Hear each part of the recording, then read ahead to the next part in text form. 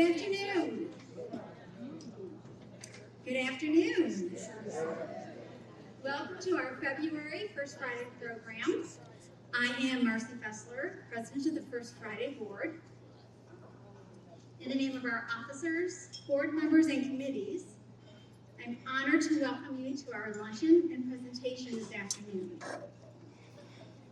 As a reminder, if anyone needs religious education certification hours, please sign the form at the welcome table. I'd like to take a moment to express my gratitude and the gratitude of our board to everyone who has generously donated to our year-end appeal the last 2 months. Your kindness is truly a gift to our organization. Donation envelopes are still available if you weren't able to attend in December or January. You can either see me or there are envelopes at the table. And again, I appreciate it. Your generosity is such a blessing to us. So as you know, Punxsutawney Bill promised 6 more weeks of winter. However, Dunkirk Dave, who is the famed groundhog of Western New York, promised an early spring. Yeah, go Dave, right? So thankfully last night's storm was not as bad as it could have been, so definitely go Dave. However, odds are Phil's probably going to be right. So if you have not joined our email list, please do so before you leave this afternoon. We will send out an update once a month, unless there's a change, and then you might hear from us twice, okay? For more information on our program or for any changes, like us on Facebook, we do videotape our programs now, and you can find them a link on our website or by subscribing to our YouTube channel. As a reminder, reservations are due the Thursday before, so 1 week before our luncheon. At this time, I'd ask you to please pull out your phone and make sure it's on silent. It can be very distracting when phones go off. Although, I wonder if Mr. Boney would dance if he had a good ringtone. Maybe somebody should leave it on just for the fun. Thank you to Susan DePinto for sponsoring Mr. Boney today. Next month, we gather on March 6th to hear Father John Michael Lavelle's presentation, A Church in Search of Hope, Celebrating the Jubilee. Not gonna lie, I'm pretty excited. He's my pastor, and I don't even know what we're doing yet. So Stan will entertain questions during the last 2 minutes of the presentation today. So now let's take a moment and bow our heads, remembering our presenter, all who have gathered here in this room, those who have been unable to join us, and for the friends and families of First Friday Club. In a spirit of praise and thanks, we say, God, our Creator, you sustain our lives through the gift of your Spirit and the following of Jesus. Stir in us the desire to learn, to love, to serve more generously, to act on behalf of justice and truth.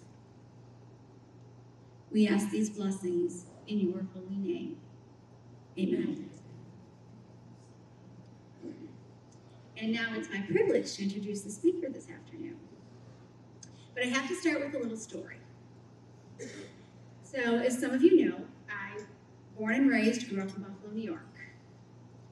The only news channel we watched in the Fessler household at 6 and 11 was Channel 7. WKBW with Irv Weinstein as the anchor. Irv was our source of solid news, and we trusted him. Dad said, if Irv says it, we're good. All right. Well, when I moved to Youngstown in 2016, I had no idea what news station to watch. So admittedly, the first one I turned on for the 6 o'clock news. I was kind of drawn to WFMJ. Okay. Well, around 10 o'clock I was bored and I was flipping. And WKBN has a 10 o'clock news. Ooh, I was in heaven. Especially when the male anchor kind of reminded me of Irv Weinstein.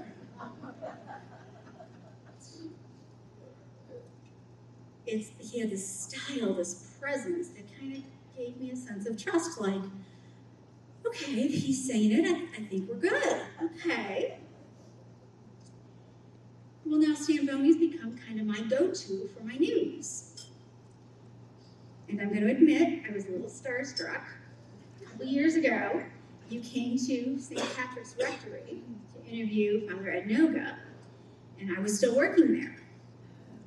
And all I could think of was, I never met Irv Weinstein, but I actually shook Stan Boney's hand. I fangirled a little bit. So Stan is with us today. He is 67 years young, has been covering TV news in Youngstown in various capacities for 45 years. He was born and raised in Findlay, Ohio, graduated from Ohio University, and in 1979 started his career in TV news at WYTV. He is currently a reporter and an evening news anchor at WKBN. Among the positions Stan's held are sports anchor, news reporter, meteorologist, and of course, news anchor. Stan lives in Boardman with Debbie, his wife of 39 years.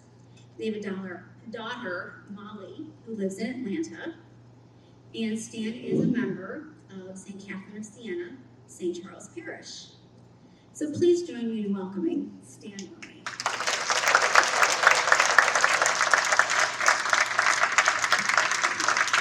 It's always fun to listen to how people introduce you.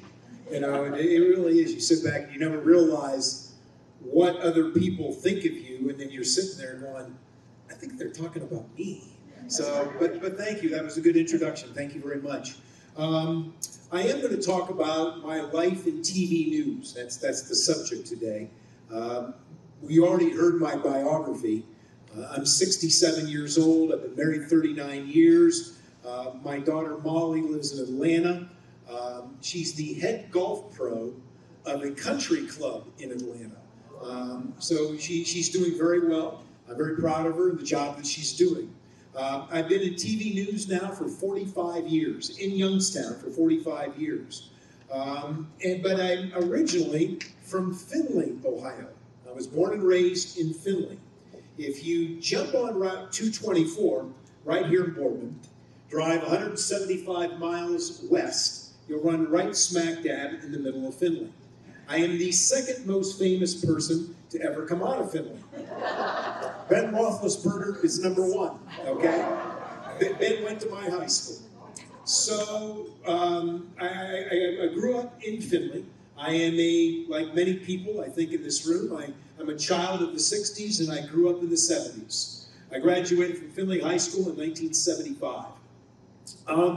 When I was in high school, I was probably most interested in sports than anything else. I played basketball, I ran track. I was good at both. Not very good and certainly not great. But I was a good high school athlete who enjoyed it.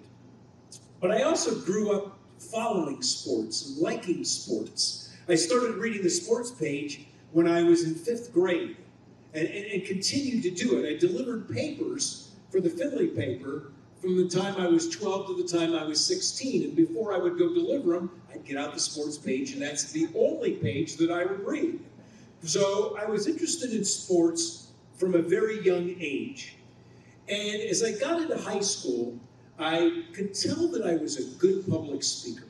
I don't really get nervous when I'm standing up here doing this. It doesn't scare me. So I thought it would be fun to take my ability as a public speaker and my interest in sports and go into sports broadcasting. I probably decided this my junior or senior year of high school, that that's what I wanted to do. So I am pretty much still doing today what I wanted to do when I was coming out of high school. Of course, there have been a lot of paths and movements that have gone, around that. But I'm basically in the same industry today that I decided to get into from the beginning. So when I graduated from Findlay High School in 1975, I enrolled at Ohio University. Now, OU, this is the one in Athens, not the one in Columbus. OU probably has one of the top 5 or 6 journalism broadcasting schools in the country. Columbia is good, Syracuse is good, University of Missouri, Northwestern, Arizona State, OU. Those are probably the 6 best broadcasting journalism schools in the country. So it was pretty much a no-brainer for me to go to OU, especially if I was going to stay in-state, which I wanted to do. So I enrolled at Ohio University, and right away, I got involved with their broadcasting program. They have a TV station and a radio station down there, and I got involved in sports broadcasting. I called play-by-play for the high school teams. My senior year, I called play-by-play for the college basketball team. So I had kind of worked my way into it and was progressing in my field. The big change happened before my senior year in college. I thought for sure that I was going to be named the sports director going into my senior year. When you're at OU, there are 4 paid positions when you were a senior. And they would pay you a stipend to come work at the station. And I was just a student still, but that's what you got done. So I applied for the sports director's job, thought I was a shoo-in to get it, and I didn't. And it was like my first, whoa, I thought I had that job, and I didn't get it. So now what do? What do I do? Well, I spent the entire summer before my senior year pouting because I didn't get this job. So when I went back my senior year, I go to the newsroom door, and there's a note up there saying that there's an opening for a student news editor. Now, this isn't sports, this is news, all right? I barely knew who the president was at that point. So I said, you know what? I'm going to apply. What the heck? But I applied to the same person that didn't give me the sports director's job. I was the only one that applied. He didn't have any choice but to give it to me, okay? I don't think he wanted to, but he had no choice. And you know what? I worked really hard that whole year, my whole senior year, until the very end. Then I slacked off a little bit. But most of my senior year, I worked really hard at this. And at the end of the year, he came up to me and told me that I did a really good job. And he bought me a year's subscription to Broadcasting Magazine, because at the time it was like the Bible of the business. So I think I showed him that I could do something if he would just give me a chance. And I was very proud of what I accomplished there. So when I graduated from OU in 1979, I had a background in sports and I had a background in news. My first job was in Dayton. I worked 4 months at a radio station down there. And on the AM side, it was all news and talk, okay? The FM side was urban music, all right? That's where I got my love for Earth, Wind, and Fire, you know? Do you remember the 21st Sunday of September? Okay, so I really went in Motown. I got to like all this music because of the people that I worked with. So I was in Dayton for 4 months. At the time that I graduated from OU, I had heard about the job at WYTV in Youngstown. They were just creating the weekend sports anchor position. And I had applied for it before I graduated, but they weren't quite ready to hire yet. And so I needed a job, so I went to Dayton. 4 months later, I find out they are going to hire this position. And I call up here. The news director says, I didn't know where you were at. I applied for it. I got it. Okay? So I arrive in Youngstown, and I start to work on October 22nd, 1979. I am post-Steele. Okay? That's what I tell people. I came here from somewhere else. I'm an immigrant. Okay? I did not go to Moody or Ursula. All right? I went to Findlay High School, and I came here in 1979 to get a job, which was rare at that point because everybody else was leaving en masse, okay? But I caught the very tail end of the glory days, the very tail end. I bought a pair of blue jeans at the downtown Strauss. Okay. I did drive across the Center Street Bridge and get to see them tapping the blast furnaces. I was kind of young, so I didn't quite know what I was looking at, but now looking back on it, I realized, ooh, I did get to see that. I rode the Wildcat one time, okay, one time. I was doing a story on the opening of Idora Park, and I show up, and they're not open yet, but they're running the Wildcat just to make sure that it works. And the guy goes, hey, you want to ride it? I said, yeah. So I rode it by myself, the only one on the coaster in the front on the Wildcat. So I rode it one time. And I saw the Michael Stanley Band downtown Youngstown at the Agora, okay? That was really fun. 1980 is when they were big. All those guys were from Youngstown. It was a great concert. So again, I caught the tail end of the glory days, okay? Because after that, now everybody was leaving. Unemployment rate was 18%. Mills were shutting down. You know, it was just, and I kind of thought to myself, what did I get myself into here? You know, but it was a tremendous news town. There was always something happening. You know, like big things. And so I just kept on working. My first job at WYTV, I was the weekend sports anchor. And then 3 days a week, I was a news reporter. I did that for 4 months, and then I became the Trumbull County reporter. That job came open, I applied for it, I got it. So I covered Trumbull County. And that's really where I learned to be a day-to-day TV news reporter, covering everything that TV news covers. One of the things I remember covering there most were labor issues in those early days of the 80s. It seemed like about every 2-3 weeks I'd cover another strike. Somebody was going on strike. I covered the GM Lordstown plant, probably when it was at its peak. They were making Sunbirds and Vegas and vans. I think they were still making vans there when I covered. Didn't they make vans there? Yes, for a while. So I covered it. They were making all those. Then the fab plant was working, and it was its own city. Every time I went out there, it was huge. So I covered that. I covered Sharon, Pennsylvania for a while, and I did that for 2 years. And then in the fall of 1982, the lady that was doing the weather before me left to take a different job. I was 24 at the time. I was still kind of one of the youngest people in the newsroom. So my boss comes to me and says, hey, we need somebody to do the weather. You're it. I said, okay, let's give it a shot. So I started doing the weather, and I thought it would just be temporary until they could find somebody else to fill in and do the weather for me.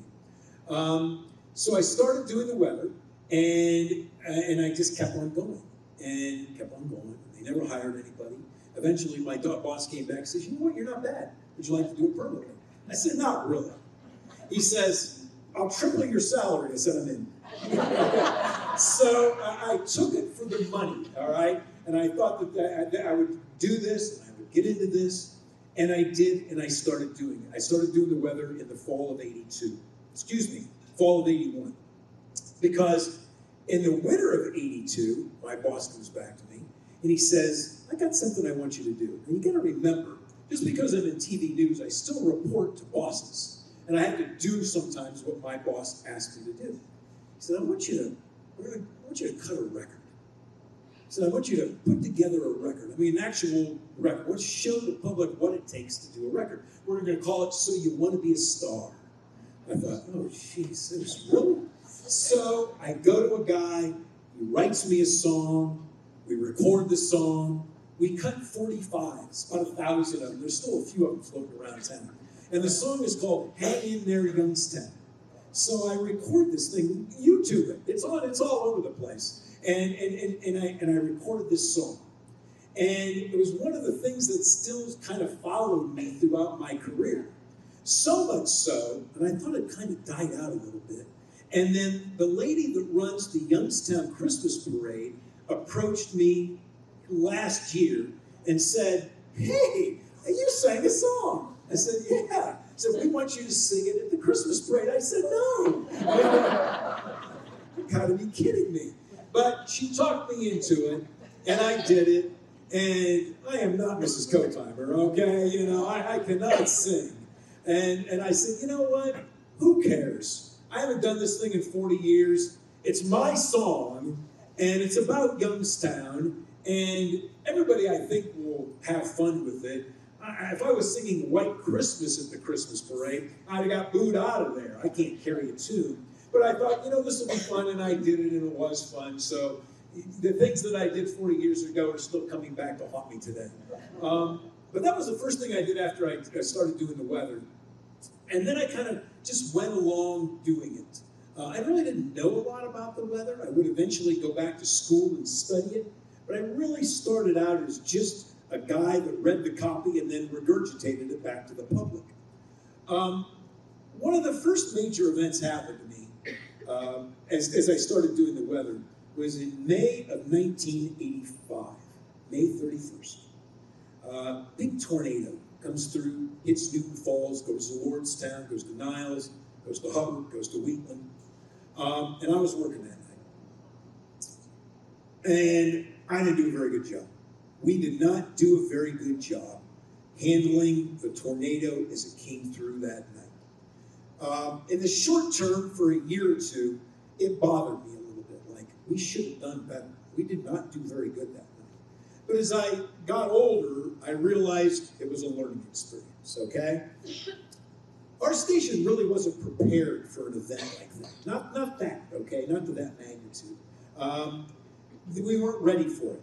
I did go on the air that night, but I think by the time I got on the air, that tornado was out of here. Okay, it was gone. We really just covered the aftermath of it. The warning process, like we have today, we didn't do it back then. So I decided when that happened that was not going to happen to me again. And I created the weather warning broadcast system that we had today. And I knew it was going to have to start with me.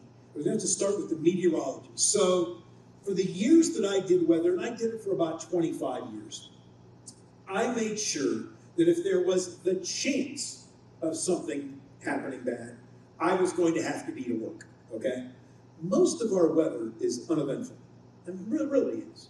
I mean, you know, this is Ohio. I mean, it's cloudy, it's rainy, it's chilly, but I mean, at least this afternoon, it's not dangerous. So, and this is what we get most of the time. But every once in a while, it gets dangerous. So I made sure that I took responsibility for that. Now, the other thing we didn't have is we didn't have Doppler radar. We didn't have the technology that we have today. I don't think we could have tracked it, even if we'd have been organized. I'm not quite so sure we could have pulled it off because the technology isn't there like there is today. But as the technology grew and my awareness grew, I'm kind of proud of what I did after that. Not so much the night of the tornado. I still regret it to this day. But after that, we really got our act together, and the system that we have today, I think, tries to take care of everybody. Some people think we go overboard. Sometimes we might. But we certainly, at least there's a system in place now when it gets really, really bad. I'm glad that I was a part of creating that system. For a while, I was also a news reporter, so I did the weather and the news at the same time. And then we changed general managers, and they wanted me to be more scientific, okay? So I went back to school, I studied meteorology, we did a couple of other things, but it's also television. So this goes back to kind of the song story, too. One day, my boss calls me and he goes, "Hey, I got an idea." He goes, "I want you to wear a different hat every night on the air." What the hell are you talking about? He goes, "Yeah, just start wearing these hats. People will start sending them in. You can wear them and then talk about whatever the hat is." So for 10 years, probably in the 90s, I wore a different hat at 6 and a different hat at 11. And people still ask me about it, "Oh, I remember when you wore my hat," is what they'll say. "Oh, Joe's Plumbing." Yeah, well, I might have. I'm sure I probably did. So I did that for 10 years, and I kind of ran that program as well. I had 3 rules: no politics. Okay, I wasn't going to do anything political. It caught me in trouble a couple of times. One lady wanted me to wear her hat supporting a school levy. And I said, I can't do that. I said, I'm sure there's people in the community that are against that school levy. What happens if they give me a hat that says vote no for the school levy? Well, you can't wear it. Well, that's why I'm staying out of it. Okay? Nothing profane. Not even close. It was even close to being like, oh, why would he do that? I just said, no, thank you. It was meant to be fun. It wasn't meant to create problems. And if Ursuline was playing Mooney in football, I wasn't wearing Ursuline's hat. Okay? I mean, or Mooney's hat. Okay? But if Ursuline was playing Cincinnati Elder or something like that, I would wear Ursuline's hat for some time. But it went on for 10 years and eventually kind of ran out of steam and we dropped it and we moved on. I did environmental reporting. Was one of the things I did for a while too. I probably spent 10 years as an environmental reporter. And looking back on it, it was really fun. I did some really neat things. I got in early on the bald eagle story. I remember doing it very early when I was starting to do environmental reporting. There were like 2 nests or 3 nests in the state of Ohio. I mean, it was down to that bad. There were hardly any bald eagles around. And then the next year there were 4 nests. Next year there were 10. I did one just recently. There's like hundreds of nests now in the state of Ohio. So it was very interesting the things I got to cover. Wetlands, pollution, the air pollution in Youngstown, was so bad for a while. And then when I got to do it, we got to watch it as it got better and better as the mills began to close. So I did environmental reporting for about 10 years. And that kind of takes us up to 2007, which is probably the most significant change that was made in my broadcast career. We were in a meeting in our newsroom in February of 2007, and we learned that the station that owns WKBN, now I'm working for WYTV, I spent a lot of years working for them, but the station, the company that owns WKBN is going to buy WYTV. Well, that's strange. It'd be like, the Steelers buying the Browns. We were competitors. Why would they buy us? Well, they bought us to merge us, okay? And in December of 2007, WKBN and WYTV merged. Now, WYTV merged with WKBN. We closed our operation on Shady Run Road. We moved to the WKBN building on Sunsets Drive. So we moved to their place. It was not easy, okay? We moved in there, and the first year we were there, we were trying to figure it out. Now, it got better as that year went on, but I'll give you an example. If you go into a TV station, as you can imagine, there are TV sets everywhere, especially in the studio and the control rooms. I mean, there's monitors showing feeds coming in from everywhere. Well, I walk into this makeshift studio that they had created for WYTV, and there are monitors laying around. And when you do a newscast, you really need these monitors. It helps you see what's happening. I mean, it's like driving a car and not being able to see out the windshield. You can drive it, but it's going to mess up, okay? Well, I couldn't get any of these TVs to work. So there's an old live shot trick that I was taught years ago, that you take a paper clip, and if you plug it in the back where the cable TV goes in, you just stick that paper clip in there, it acts as an antenna, and you can actually get the signal that comes in from the station. Now, it's not my best picture, but it works. So it's not an understatement to say that on the first day of the WYTV-WKBN merger, WYTV was being held together by a paper clip, okay?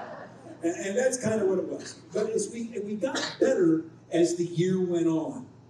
About 4 months into that, the girl that was anchoring at WYTV left.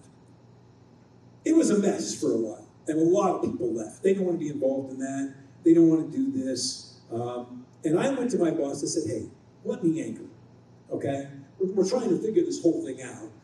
Let me anchor, and let me take care of WYTV News at night, okay? I'll run it for you, basically. He kind of went, whew, no problem, you can have it, okay?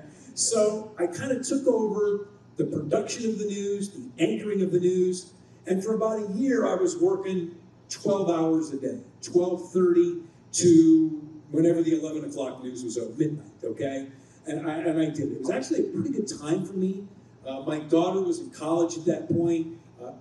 She certainly didn't need me on a day-to-day basis anymore. My wife was still working. She hadn't retired yet.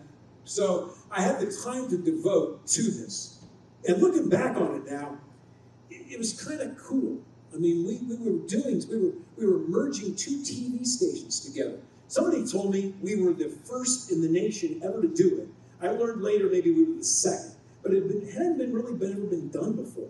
So we're taking two TV stations and merging them into one and trying to make it work.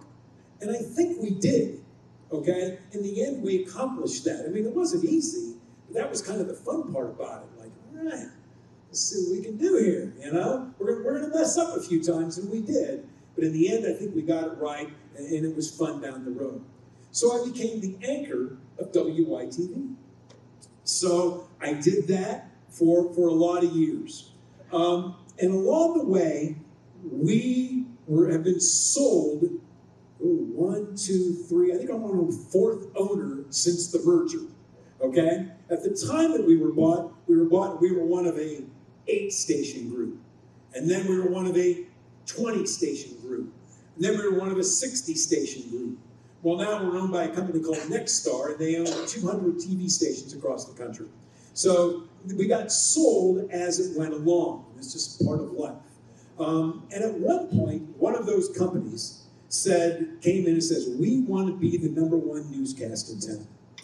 For years, WKBN was #1. When Tom Holden was the anchor there, they were the best. Everybody watched them. WFMJ was 2, WYTV was 3. There was a period in the 90s when we moved up and were a good, solid #2 behind WKBN. When we were giving them a run. And then things changed and we slipped down. When Tom Holden left and eventually passed away, and Bob Black went to 21, then 21 became the #1 newscast in town, okay? And we kind of slipped back to #3 and WKBN slipped into #2. Well, among these ownership changes, they came in and said, we want to be #1 and we're going to invest in you, okay? When I heard that, I said, you know what?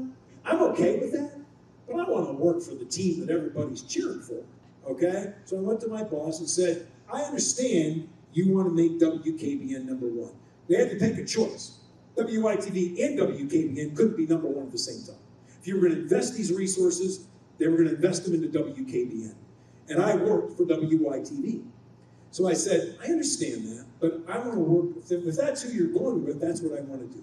So they figured it out. They said, well, how about you still work nights, you come in, you go out, you do a story for us, you do a live shot, you're on the 6 o'clock news and the 5 o'clock news. And then you anchor the 10 o'clock news and the 11 o'clock news on WKBN. I said, I'm in, let's go. So for the last 10 years, that's what I've been doing. I work second shift. I go to work at 2:30. I'm usually there till 11:30. But I work a lot. I don't do a lot on the weekends. I kind of take my weekends off, but during the week, I'm a 24/7 journalist. Somebody calls me at 9 in the morning, I got to deal with it. Somebody calls me at noon, I got to deal with it. You just never know when things are going to happen. When the train derailed in East Palestine, it happened at 9:30 on a Friday night. When I got off the news that night, I drove to East Palestine to see what was going on. Things happen. I covered the shutdown of Lordstown. I covered it in the 1980s, and then I covered it when it closed. I was there on the last day the last car rolled off there. I covered the explosion at the Realty Tower.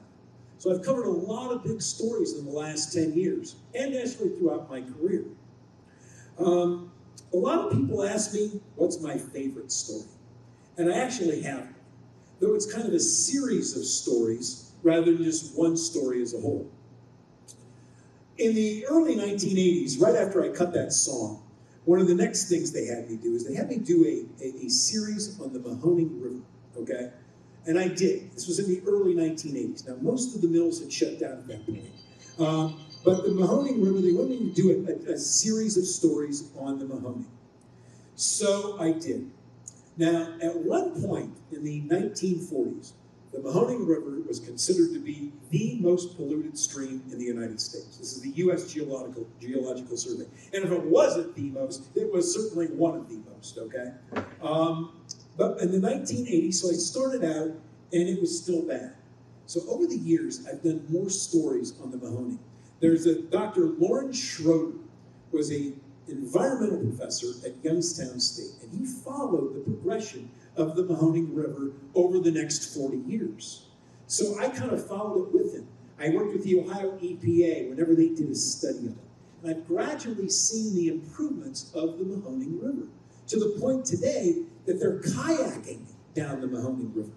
I mean, if you'd have told somebody 80 years ago that someday you could kayak down the Mahoning, they would have told you were absolutely nuts, okay? So that's kind of been my favorite story, to watch how we took this river and we dumped everything that we could think of into it. And then we said, no more. And watch it come back to the point today where you can actually boat on it. I don't know why, I just think that's really cool. And I was glad to be at least a small part of that. It's funny too, probably about 5 or 10 years ago, maybe not 10, but 5 to 7 years ago, when we were doing the fracking, when they were fracking, doing a lot of fracking work, one of the byproducts of fracking is brine, salt water. And they were finding ways to store it, okay? And they were storing it down by the river. And there was a guy that owned this place, and instead of storing, he was just dumping it right into the river, okay? And he got caught, and he went to prison for it, and he got in trouble for it. I had to laugh a little bit. I said, because 70 years ago, the guy would say, if somebody said, hey, I dumped salt water in the Mahoning River, the other guy, that's no problem, I dumped benzene in it. It was really no big deal. So I'll show you how we had gotten to the point now where even if you put salt water into it, that they would send you to jail for it. So that was one of my all-time favorite stories. The question I probably get asked most is, when are you going to retire? Probably every day. I don't know, okay? I really don't. Not soon. Well, it's got to be kind of soon. I mean, I'm 67. How much longer can I really go? I'm certainly in the fourth quarter of my career, but not tomorrow, and probably not next year. I've come up with an answer when I'm 70, and I don't even know if that's just to have an answer. I don't know if it's actually going to be true.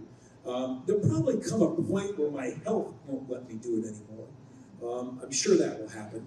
What I don't really want is somebody to tap me on the shoulder and go, Mr. Boney, we really appreciate everything you've done for us, but we can't understand what you're saying anymore. So I'm hoping it doesn't get that far. I'm hoping I go before then. But I don't plan on quitting anytime soon. I really enjoy it. I have a passion for it. I really do. I enjoy going to work every day.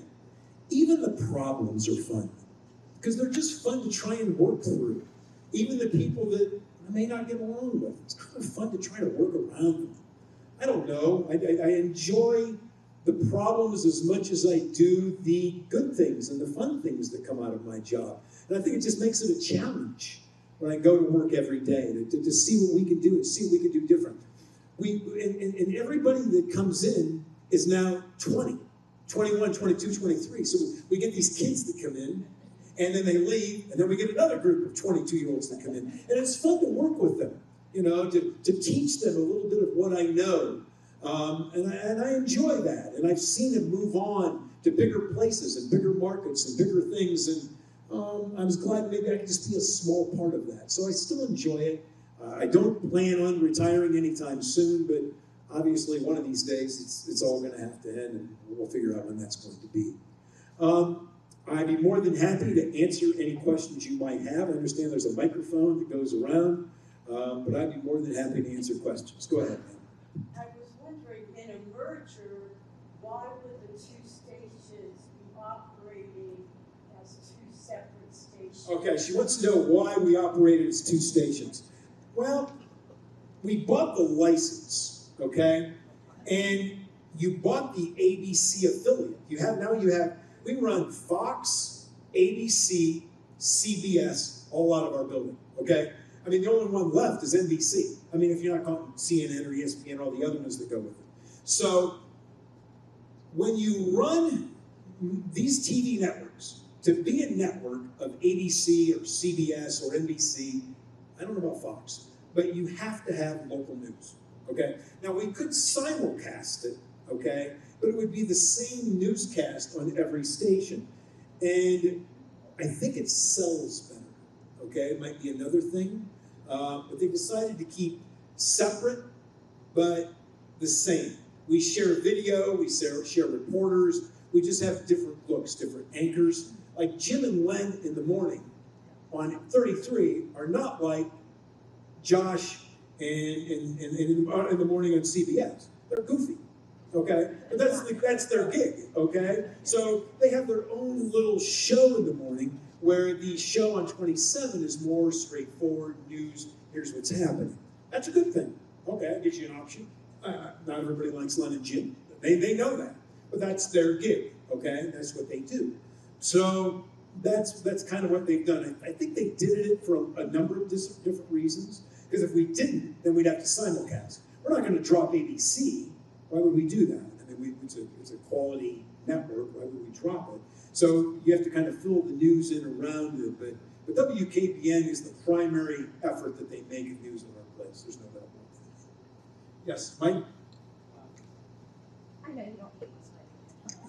Have you ever been given an assignment that maybe went against your beliefs? Woo! Yes. Well, no, not really.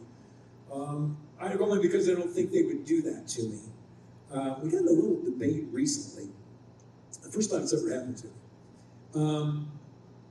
I think there was a young boy that was murdered in Struthers.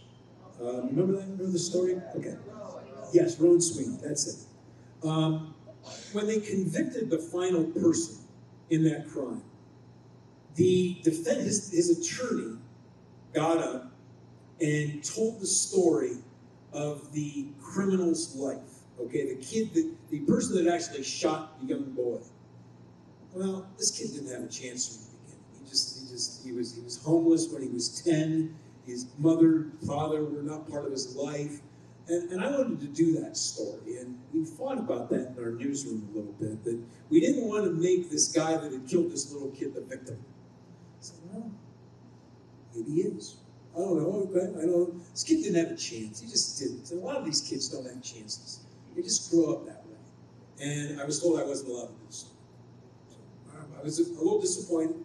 I thought it was a good story. I like to tell all sides of the story, okay? I'll give you a good one. Here's another one. There was a story circulating around about a minister in Sharpsville that had been arrested as a sexual predator. Okay, so this goes a little bit, okay? And so I called him. I said, there's this, and he said, you know what? I was 19, he was 17, I got in trouble. He goes, but I'm way past that. He was now in his 40s or 50s. And, his picture was on the state of Florida sexual predator webpage from something that happened 30 years ago or 20 years ago. I said, okay, no problem. We did the story, he talked about it, he wanted to get it out there. And when I did the story, another lady from Missouri called me and said, hey, we're against putting sexual predators on there because it puts a stigma on the whole family. The whole family now has a stigma. That you put this person's address and their name and their phone number and everything up there, and now everybody that lives around there's a stigma. We don't want to do that. So I did her story, okay? Now everybody thought that I was pro-sexual predators, which I obviously am not, okay? So, but I'm just saying, all along I thought the story was good. I thought this minister had a good story. I thought this lady had a good story. And I knew somewhere in the middle there I was going to get in a little bit of trouble. Yeah. So, and another thing we do is we have a lot of discussions on how to handle stories. We really do. When stories are sensitive, like the story on the guy that killed Rowan Sweeney, it was a big discussion, okay? Do we do this guy's story? I still think we probably could. I mean, it's just another part of the story. And I think if you miss that part of the story, you miss it. But they thought that we didn't want, that We didn't do it, okay? It happens sometimes, and we move on to the next thing. But no, I never really went to him and said, you know, and if we do, it becomes a discussion, not more of an edict, okay? I've been around long enough now that I know what we should cover and what we shouldn't cover, and how we should cover it, and the ethics of covering it. But there's a lot of discussions in our newsroom, maybe not every day, but as it goes on, how do we handle certain situations? What do we do with them? A couple things that have changed over the years. I'm just going to give you an example real quick. When I first started, when we showed up to a murder scene, we would show the sheet-covered body coming out of the house. Okay? This is what we did. This is part of TV news. We no longer do that. No bodies, no sheets, no blood, no nothing. You show the crime scene, that's it. New rule in our newsroom, it's about 5 years old, maybe. We've had it now for 5 years. That's how things have changed.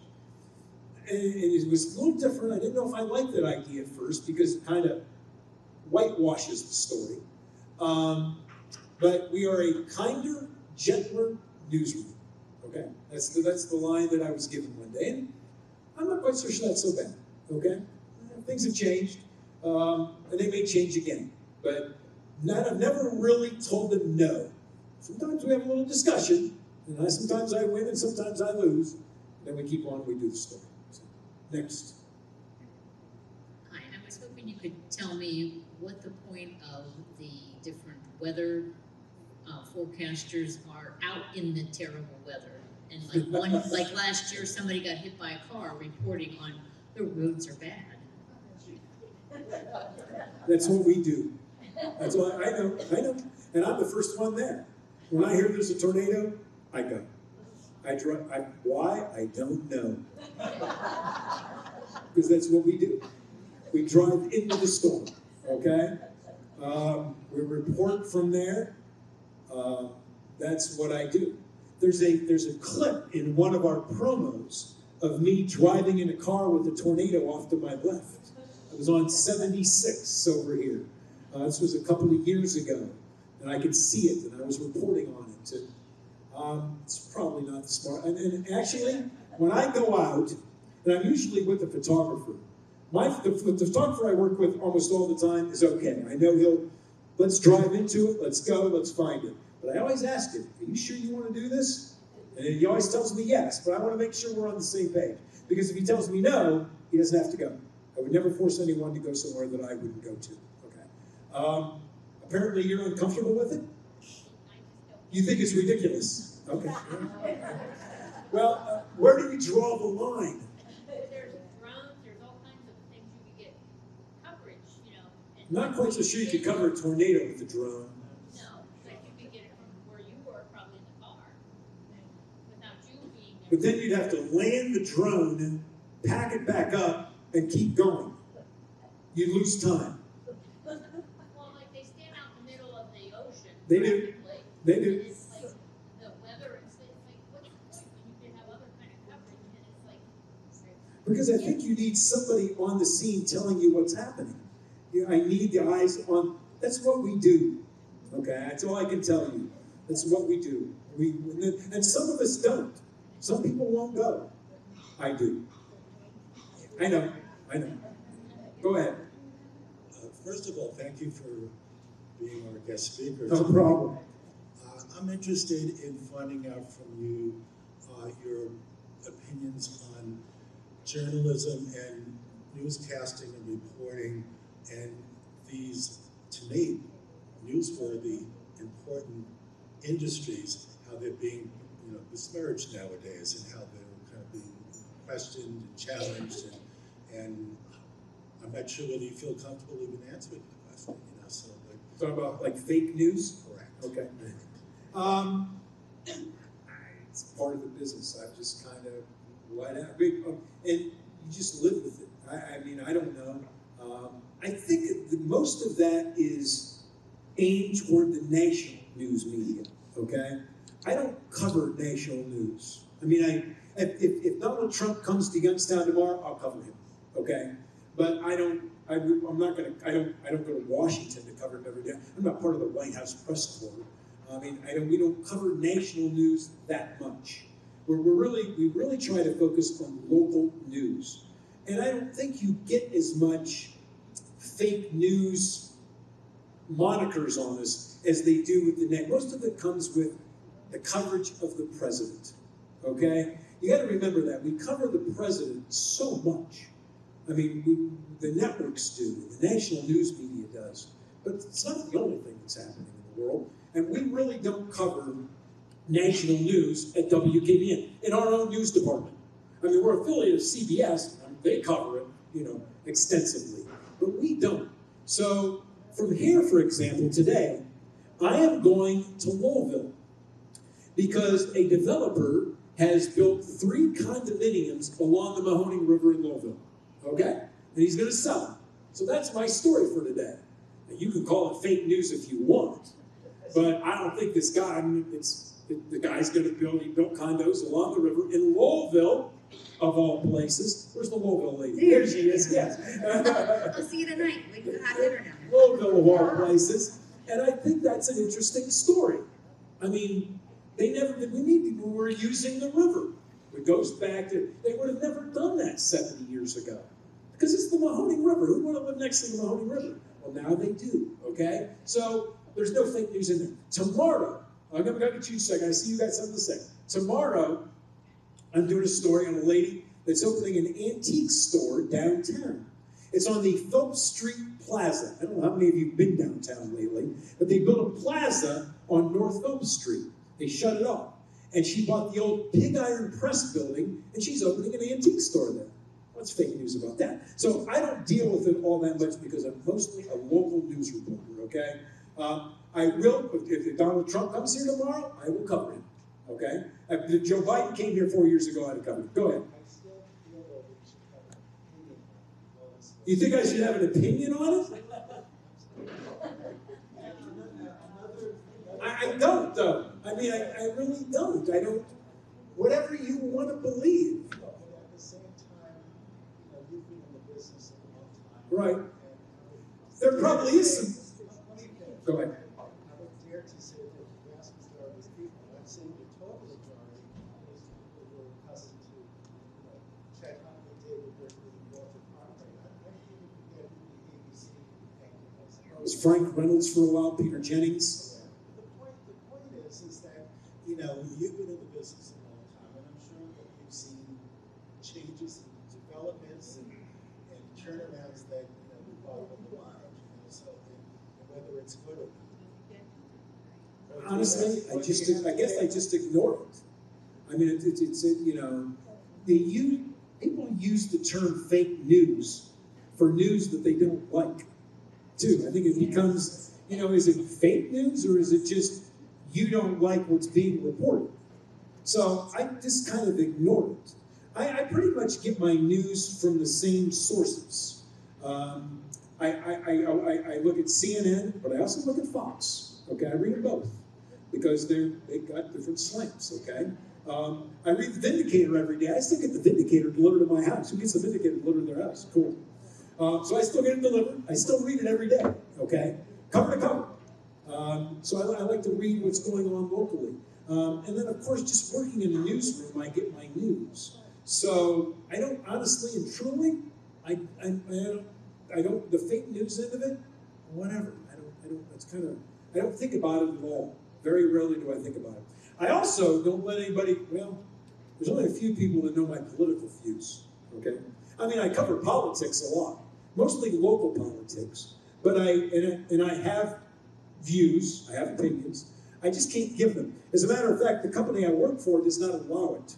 We can't put signs in our yard. We can't make social media posts of who we're going to vote for. We're not allowed to. And I think that's good. I mean, I try to really stay away from it. I had a guy come to me a while ago, this was a few years ago, he's running for Boardman school board. He goes, can you put a sign in your yard? I said, no, I can't. I can't do it. I don't want to put any signs in my yard. I might vote for you, but no signs. I try to stay, I got to stay as neutral as possible. It's hard. It's hard. Yeah. Well, you got to sift through it. There's so much of it. You asked if newscasting is staying neutral. On the local level, I think it is. On the national level, there's so many opinionated shows. I just read today that Donald Trump's daughter-in-law is going to get a show on Fox. Now, I mean, how neutral can she be? Whether you're for him or against him, okay? I mean, she's not neutral. I mean, but she's going to be on Fox News doing it. And CNN, they're not the most neutral thing either. That's why I read both of them, okay? And then I kind of have to decipher what I think is right and what I think is wrong. So, and also, I like reading opinions. You know, like the op-ed page in the Vindicator.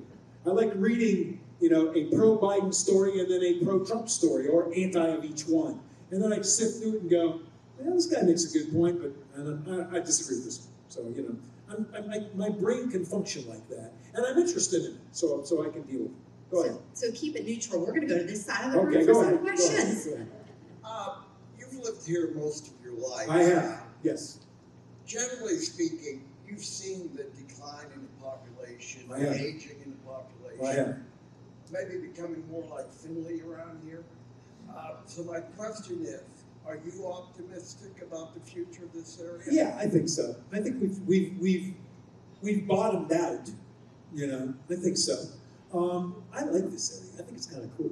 All right. I think that from my perspective as a news town, it's a tremendous. It's been a great news town the whole time. Always something happening here. Always interesting. I think one thing that kills us is January. The weather in January, okay? I think that people, you know, they want to go somewhere where it's warm year round. I totally understand it, okay? But I've been in Atlanta visiting my daughter in July. It's not very nice, okay? I mean, we get to enjoy our summers. So if you could just get past January, because February is only 28 days, okay? So it's a short month. So if you could get past January's brutal, and this January was brutal.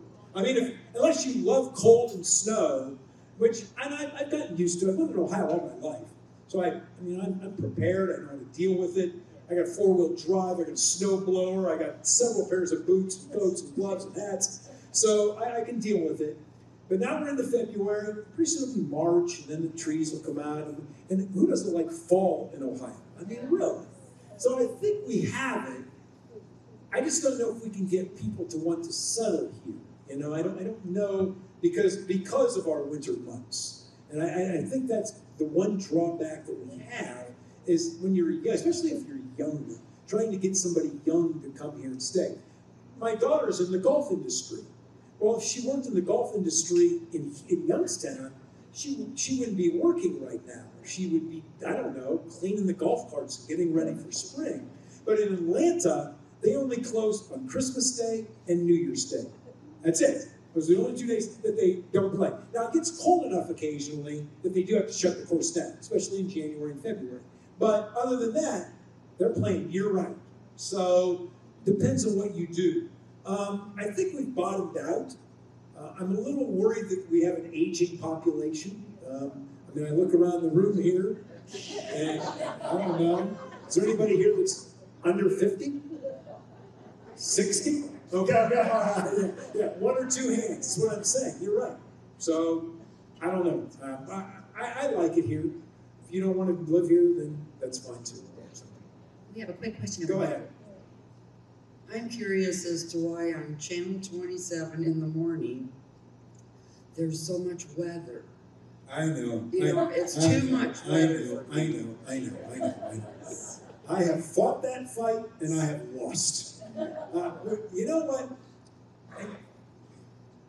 Years ago, well, I don't know, 10 years ago, we had a consultant group come in, and their theory was you win the ratings through weather. Okay? Now, calm down here. I know. And so it seems like we've done that in our industry for a lot of years. Years ago, this was probably, 30 years ago, they did surveys of what people want. And the number one issue that they wanted is their health. Number one issue in their life was health, okay? So we started doing health stories every newscast. How many health stories? How many times can you tell me to eat my fruits and vegetables? I mean, I know that. And I think it got repetitive. Now, don't get me wrong. If they open a new cancer center at St. E's, we got to cover it. You know, whatever. They open a new hospital somewhere. Trump Memorial decides to get sold. Sharon shuts down. We're going to cover it. I mean, those are legitimate news stories. But I said, oh my God, we're doing all these health stories, and we're just repeating ourselves over and over again, and we're telling people stuff that they already know. And they know that sugar's bad for you, right? You know, they know that you should walk more. They know that you should probably lift weights. People that watch the news are smart people. Not what I mean by smart. You don't necessarily have to have a master's degree, but anybody that watches the news is interested in what's happening in the world, or they don't watch it. And not everybody does too. But we did the same thing with weather. They said, oh, let's do weather. And we said, oh my God, we got to do it every 5 minutes. No, you don't. And I fought that. I said, you guys, you come back, you're doing weather again, and this weather, and that weather. Now, unless there's a tornado coming toward you, or it's going to be the snowstorm of the century, then give it to me one time, and then move on. You know, or in the morning it's a little different, because people tune in and tune out. So you maybe should give it every 20 minutes. I don't know what they do in the morning. I don't know. I know. When they come on and say, you know, well, let's get the news. I know. This guy says, let's go. I know. I fought that fight and I lost. Well, now you're hearing it from. Well, you're not going to win it. Good luck. Is that it? I have one question. Go ahead. I got one question. So, you know, my real job, I work for a parish. So my question is, what is one example of how being a Catholic has affected your job? Thank you. I don't have one. I don't think I do. I don't think my Catholicism has affected my job at all. I don't think so. Well, I'm a pretty liberal Catholic. Okay? That's okay. Let's start with that, okay?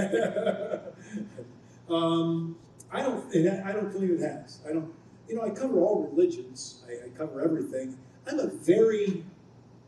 like everybody's story. I mean, it just shows you, I was talking when Mike was asking, I wanted to do the story on that kid. The actual one that actually pulled the trigger. So I like all the stories. I think everybody's got a story. And I think we can tell all those stories. So I never thought I can or can't do that because of my religious beliefs. I never crossed my line. It was never really part of it. It probably has something to do, I was brought up Catholic. I went to Catholic school. I'm Catholic. So I think it might shape my whole background. But I never, ever, if I can ever remember a moment where I went, I can do this or can't do that because of my belief. Abortion's in the news unbelievably. And people are on both sides of that. I know where the Catholic Church stands on it, okay? But there's also the other side of it that believes it should be the women's choice. So I covered both sides of it. And I always have covered both sides of it. And there's certainly two sides of that story. So, but I never said, I can't cover the pro-choice group because I'm Catholic. I wouldn't do that. So I don't think it's ever affected me at all. I don't know if that was the right answer for this group, but that is my answer. So. Well, I would say from my perspective, you just explained exactly how it does affect. Okay. Because you showed, and you continue to show, a balance. Yes. And if nothing else, being Catholic, in my view, and Deacon Mike can yell at me later if he disagrees, but I think it's important that we do see both sides, that we are constantly learning to show respect for each other. So I think you just explained that beautifully. So thank you. Thank you for being here. Thank you so much. I'm going to text my mother later and say I fangirled and I actually met a really cool news reporter today. So again, thank you so much, Stan. We might have to put him back on the schedule in a couple of years. Keep that in mind. So thank you all for being here. I know we went a little over. We'll see you next month for Father Lavelle's talk on the Jubilee year. Very exciting. Be careful going home and have a wonderful February. Bye-bye. You guys again.